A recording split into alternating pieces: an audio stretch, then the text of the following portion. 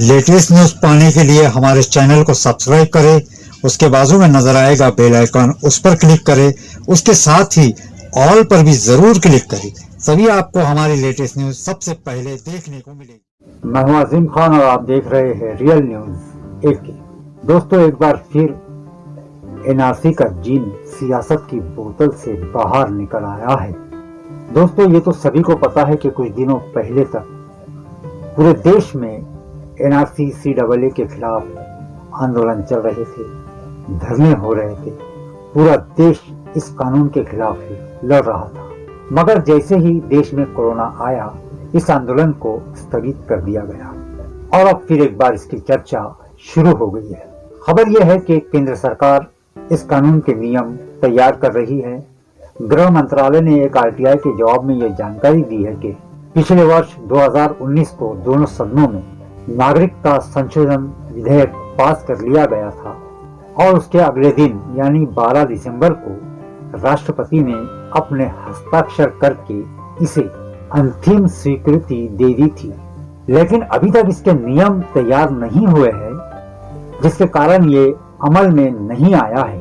इसके नियम तैयार होने के बाद इसकी अधिसूचना जारी कर दी जाएगी और पूरे देश में नागरिकता कानून लागू हो जाएगा। दोस्तों, वहीं हाईकोर्ट का जजमेंट आया है। इस जजमेंट में आसाम एनआरसी के कोऑर्डिनेटर हितेश शर्मा ने गुवाहाटी हाईकोर्ट को 3 दिसंबर को लिखे हलफनामे में बताया है कि पिछले साल 31 अगस्त को आए राष्ट्रीय नागरिकता रजिस्टर एनआरसी की सूची अंतिम नहीं है, वो इनकम्प्लीट है, पर उसमें शामिल 4800 लोगों के नाम डिलीट करने का निर्देश दिया गया है। शर्मा ने हाईकोर्ट को हलफनामे में बताया है कि एनआरसी की इनकम्प्लीट सूची में 10,000 से अधिक लोगों का नाम या तो गलत तरीके से शामिल किए गए हैं या फिर निकाले गए हैं। पिछले साल अगस्त महीने में सुप्रीम कोर्ट की निगरानी में जारी की गई एनआरसी के लिस्ट में 19 लाख लोगों को बाहर किया गया था। आसाम में एनआरसी के कोऑर्डिनेटर हितेश शर्मा ने गुवाहाटी हाईकोर्ट से कहा कि भारत के रजिस्ट्रार जनरल की ओर से एनआरसी की अंतिम लिस्ट को प्रकाशित किया जाना अभी बाकी है और इसी मामले पर बताया जा रहा है कि हाई कोर्ट ने यह कहा है कि जिन 48 आयोग के नाम इसमें शामिल किए गए हैं, अब उसको डिलीट किया जाएगा। और साथ ही साथ ये भी जानकारी मिली है, हाई कोर्ट को दी गई जानकारी में यह बताया गया है कि एनआरसी में 2 लाख से अधिक आवांछित नाम शामिल किए गए हैं, जिनको आने वाले दिनों में बाहर किया जा सकता है। और वहीं दूसरी तरफ आसाम के लोगों का यह आरोप है कि जो अधिकारी यहाँ भेजे जा रहे हैं वो बीजेपी माइंड के हैं, बीजेपी पार्टी लाइन से है और इसी वजह से ये पूरा मामला फिर एक बार हाईकोर्ट में घसीट के उन लोगों को निशाना बनाने की कोशिश की जा रही है जिनके पहले एनआरसी में नाम शामिल है या फिर विशेष समुदाय से उनका संबंध है। जो लोग ये आरोप लगा रहे हैं, अब देखना यह है कि उसमें कितनी सच्चाई है। दोस्तों, फिर एक बार एनआरसी सीएए का मामला देश में उठने लगा है।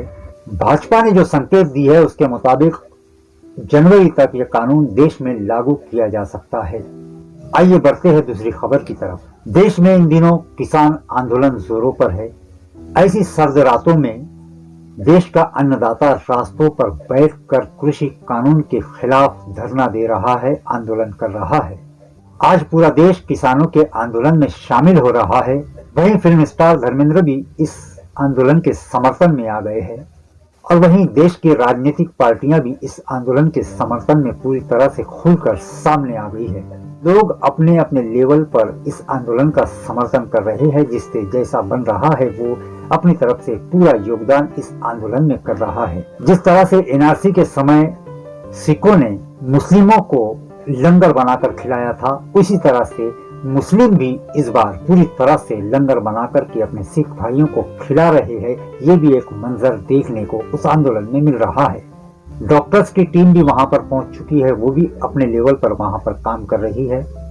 मगर ये एक डॉक्टर जिनसे मैं आपको मिलाने जा रहा हूँ, इनका पेमेंट 2 लाख रुपया महीना था। जब इन्होंने जाने के लिए परमिशन मांगा तो इन्हें परमिशन नहीं दी गई तो परमिशन नहीं मिलने के कारण इन्होंने अपनी अच्छी खासी 2 लाख रुपये माहवार की नौकरी को छोड़कर उस नौकरी को लात मारकर दिल्ली पहुंच गए और अपने इस किसान भाइयों की सेवा में लग गए। आइए मैं आपको उनसे मिला रहा हूं, देखिए वो वीडियो आपके स्क्रीन पे आ रहा है। क्या कह रहे हैं किसान भाई इनके बारे में और वो डॉक्टर क्या कह रहे हैं, क्या संदेश क्या पैगाम देश की जनता को दे रहे हैं, देखिए वो वीडियो आपके स्क्रीन पे है। हाँ जी दोस्तों, ਤੁਹਾਨੂੰ ਮਿਲਾਉਣਾ ਡਾਕਟਰ ਸਾਹਿਬ ਨਾਲ। ਇਹ ਡਾਕਟਰ ਸਾਹਿਬ ਨੇ ਅਸ਼ੋਕ ਸ਼ਰਮਾ ਜੀ, ਇਹ ਉਦयपुर ਤੋਂ ਨੇ ਡਾਕਟਰ ਸਾਹਿਬ, ਰਾਜਸਥਾਨ ਉਦयपुर ਤੋਂ। ਤੇ ਇਹਨਾਂ ਨੇ ਸਰਕਾਰ ਤੋਂ ਛੁੱਟੀ ਮੰਗੀ ਸੀਗੀ, ਸਰਕਾਰ ਨੇ ਛੁੱਟੀ ਨਹੀਂ ਦਿੱਤੀ ਇਹਨਾਂ ਨੂੰ ਤੇ ਉਹ ਨੌਕਰੀ ਨੂੰ ਛੱਡ ਕੇ ਆ ਗਏ ਨੇ। 2 ਲੱਖ ਰੁਪਏ ਤਨਖਾਹ ਸੀ ਡਾਕਟਰ ਸਾਹਿਬ ਦੀ ਤੇ ਡਾਕਟਰ ਸਾਹਿਬ ਕਹਿੰਦੇ ਵੀ ਮੈਨੂੰ ਨੌਕਰੀ ਨਹੀਂ ਚਾਹੀਦੀ, ਮੈਂ ਉੱਥੇ ਕਿਸਾਨਾਂ ਦੀ ਸੇਵਾ ਕਰਨ ਜਾਣਾ ਆ। ਇਹਨਾਂ ਨੂੰ ਉੱਥੇ ਲੋਕਾਂ ਨੇ ਜਾਂ ਸੋਸ਼ਲ ਮੀਡੀਆ ਨੇ ਇਹ ਗੱਲ ਧਮਾਈ ਹੋਈ ਹੈ ਰਾਜਸਥਾਨ ਦੇ ਵਿੱਚ ਵੀ ਉੱਥੇ ਨਕਸਲਵਾਦੀ ਨੇ, ਅੱਤਵਾਦੀ ਨੇ, ਉਹ ਕਿਸਾਨ ਨਹੀਂ ਹੈਗੇ। ਪਰ ਡਾਕਟਰ ਸਾਹਿਬ ਕਹਿੰਦੇ ਵੀ ਨਹੀਂ, ਮੈਨੂੰ ਪਤਾ ਹੈ, ਮੇਰਾ ਦਿਲ ਕਹਿੰਦਾ ਆ ਵੀ ਉਹ ਕਿਸਾਨ ਨੇ ਉੱਥੇ। ਤੇ ਡਾਕਟਰ ਸਾਹਿਬ ਇੱਥੇ ਨੌਕਰੀ ਛੱਡ ਕੇ ਇੱਥੇ ਆ ਗਏ, ਸੇਵਾ ਕਰਦੇ ਪਏ ਨੇ। ਡਾਕਟਰ ਸਾਹਿਬ ਕੋਲ ਬੈਠੇ ਸੀ ਮੈਂ ਤੇ ਬਬਲਾ ਬਾਈ, ਤੇ ਡਾਕਟਰ ਸਾਹਿਬ ਨੇ ਸਾਨੂੰ ਦੱਸਿਆ ਵੀ ਮੈਂ ਜਦੋਂ ਕਰੋਨਾ ਕਾਲ ਚੱਲਿਆ ਉਦੋਂ 29,000 ਮਰੀਜ਼ਾਂ ਨੂੰ ਮੈਂ ਵੇਖਿਆ ਆਪਣੇ ਪਰਸਨਲ ਤੌਰ ਤੇ। ਇੱਕ ਦਿਨ ਵੀ ਹਸਪੀਟਲ ਬੰਦ ਨਹੀਂ ਕਰਿਆ, ਇੱਕ ਦਿਨ ਵੀ ਹਸਪੀਟਲ ਬੰਦ ਨਹੀਂ ਕੀਤਾ। ਆਪਣੀ ਹਸਪੀਟਲ ਦੀ ਐਂਬੂਲੈਂਸ ਸੇਵਾ ਤੇ ਲਾ ਕੇ ਰੱਖੀ। ਆਪਣੇ ਕਰਮਚਾਰੀਆਂ ਨੂੰ ਇਹ ਗੱਲ ਕਹੀ ਕਿ ਜੇ ਰੱਬ ਨਾ ਕਰੇ ਕਿਸੇ ਨਾਲ ਕਰੋਨਾ ਕਾਲ ਦੇ ਵਿੱਚ ਕੋਈ ਇਨਫੈਕਟਡ ਹੋ ਜਾਂਦਾ ਹੈ, ਇਨਫੈਕਟਡ ਹੋ ਗਿਆ ਜਾਂ ਮੌਤ ਹੋ ਗਈ ਤੇ ਉਹਨੂੰ ਮੈਂ ਕਰੋੜ ਰੁਪਈਆ ਉਹਦੇ ਪਰਿਵਾਰ ਨੂੰ ਦਊਂਗਾ, ਉਹਦੇ ਪਾਲਣ ਪੋਸ਼ਣ ਦੀ ਕੋਈ ਕਮੀ ਨਹੀਂ ਆਉਣ ਦਿੰਦਾ। ਇਸ ਕਰਕੇ ਦੋਸਤੋ, ਜਿਹੜੇ ਅੱਜ ਤੁਸੀਂ ਘਰਾਂ 'ਚ ਬੈਠੇ ਜੀ, ਅਜੇ ਵੀ ਪਿੰਡਾਂ 'ਚੋਂ ਨਿਕਲੇ ਨਹੀਂ ਹੈਗੇ, ਉਹਨਾਂ ਵੀਰਾਂ ਨੂੰ ਇਹੋ ਜਿਹੇ ਬੰਦੇ ਮੋਟੀਵੇਟ ਕਰਦੇ ਨੇ। ਇਹੋ ਜਿਹੇ ਬੰਦੇ ਵੇਖੋ ਮਿਸਾਲ ਨੇ ਸਾਡੇ ਅੱਗੇ। ਸਾਡੀ ਤਾਂ ਜ਼ਮੀਨਾਂ ਖੋਈਆਂ ਜਾਣਗੀਆਂ, ਆਪਾਂ ਤਾਂ ਭੱਜਣਾ ਆ। ਇਹ ਰਾਜਸਥਾਨ ਤੋਂ ਬਾਈ 2 ਲੱਖ ਦੀ ਨੌਕਰੀ ਨੂੰ ਲੱਤ ਮਾਰ ਕੇ ਆ ਗਿਆ ਆ। ਸਲੂਟ ਇਹੋ ਜਿਹੇ ਡਾਕਟਰਾਂ ਨੂੰ ਤੇ ਇਹੋ ਜਿਹੇ ਲੋਕਾਂ ਨੂੰ ਜਿਹੜੇ ਸੰਘਰਸ਼ ਦੇ ਵਿੱਚ ਆਪਣੀ ਜੀ ਜਾਨ ਲਾਉਂਦੇ ਨੇ। डॉक्टर साहब बोलिए, आप 2 लफ्ज बोलिए। 2 लफ्ज बोलिए हमारे लोगों को। ये तुम्हारे आपकी अकेले की बात नहीं है, ये पूरे हिंदुस्तान की बात है। और इस समय यदि पूरा हिंदुस्तान जागा नहीं तो ये अंतिम मौका है। और बहुत अच्छी खुशी है कि इस समय जो आप अकेले नहीं है, पूरा देश आपके साथ है। अब ये बात ये छुपी हुई नहीं है कि ये केवल पंजाब का आंदोलन है। मैं भी केवल यही दिखाने आया हूँ यहाँ पे, ये पंजाब का आंदोलन नहीं है। यहाँ राजस्थान का मैं अकेला आ रहा था, जिस समय मैं आ रहा था राजस्थान के कई लोगों ने मुझे कॉल किया। कोई बच्चे पैसे देने आ रहे हैं, कोई क्या करने आ रहे हैं, सर आप ये मदद करिए। तो मैं आपसे निवेदन करूंगा, आप जो लोकल लोग हैं जो पास में बैठे, मैं जब 800 किलोमीटर से आ सकता हूं तो आप गांव-गांव से निकलो और यहाँ आओ, इस आंदोलन में शामिल हो। धन्यवाद। बहुत बहुत शुक्रिया डॉक्टर साहब ਤੁਹਾਡਾ।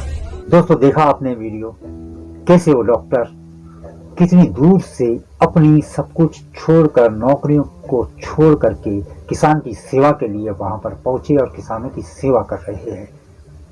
दोस्तों, ये किसान अगर अनाज पैदा ना करे तो लोगों को खाना मिलना मुश्किल हो जाएगा। जो आज बड़े मजे से खा करके हम लोग चैन की नींद ठंडी में रजाई और ब्लैंकेट ओढ़ करके सो रहे हैं, और हमारा अन्नदाता जो अन्न पैदा करके हम तक पहुंचाता है वो सर्द रातों में ठिठुर रहा है। इसकी परवाह सत्ताधारी पार्टी नहीं कर रही है।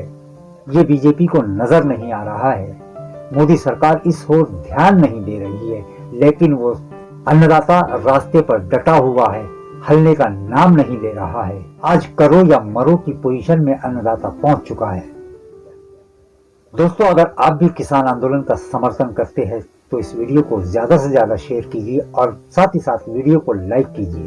और अगर आपने अब तक रियल न्यूज AK को सब्सक्राइब नहीं किया है, हमारे चैनल को सब्सक्राइब नहीं किया है, तो चैनल को सब्सक्राइब कर लीजिए। तो मिलते हैं अगली वीडियो में, तब तक के लिए आदाब, नमस्कार, गुड बाय।